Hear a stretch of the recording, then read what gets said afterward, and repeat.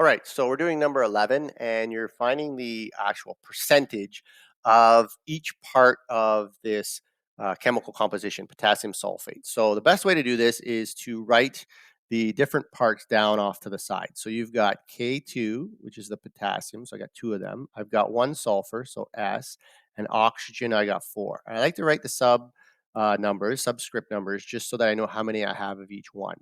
So a K, or a potassium, it's 39.1 grams for every one. And I've got two of them, so I'm going to go times 2 equals.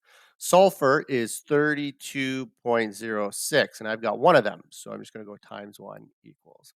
And then for oxygen, it's 16 grams for every one, and I've got four of them, so I'm going to write times 4.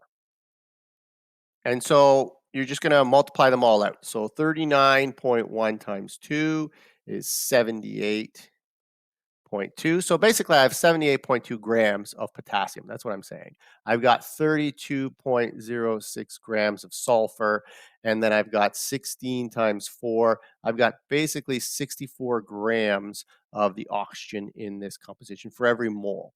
So from here, what you're going to do is you're going to add these last column together. So I'm just going to put a blue here, put a bar like this, and I'm adding this section together.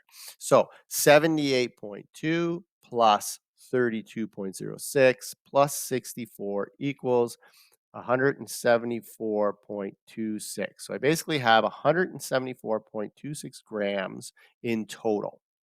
So now you got to find the percentage of each little element.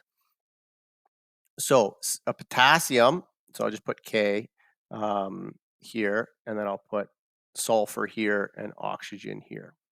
And what I'll do is I'll still put the subscripts on. So for potassium, I've got 78.2 grams. So 78.2 out of a total of 174.26 grams. Sulfur was 32.06. So I'll write that down.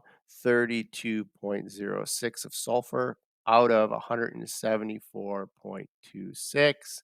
And then for oxygen, it was 64. So 64 out of 174.26. Now, if I divide that out, that'll give you the decimal answer, but I want the percentage answer. So how do you convert the decimal to a percent? You multiply it by 100. So I'm just going to write that in right now. So times 100 times 100 times 100. And that's all I'm going to do on the calculator. So I'm going to spit out the answer right after that. So I'm just going to do the calculations and then spit out the answer. So 78.2 divided by 174.26 equals, and then multiplied by 100 tells me, and I'm just going to round it to two decimal places, is 44.88%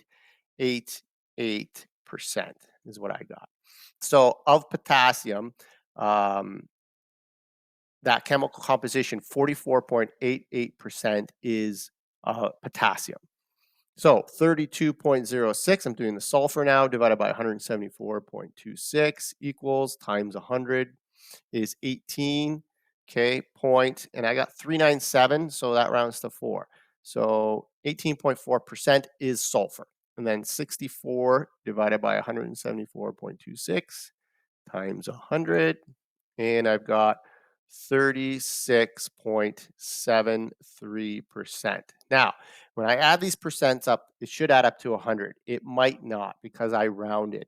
So if it doesn't, it's not a big deal, but it shouldn't be off by more than 0.1 or 0.2%. If you're off by a whole percent, then we got problems. But if it's off by only 0.2 or 0.01 or something like that, it's close enough. It's because of rounding. And that's it.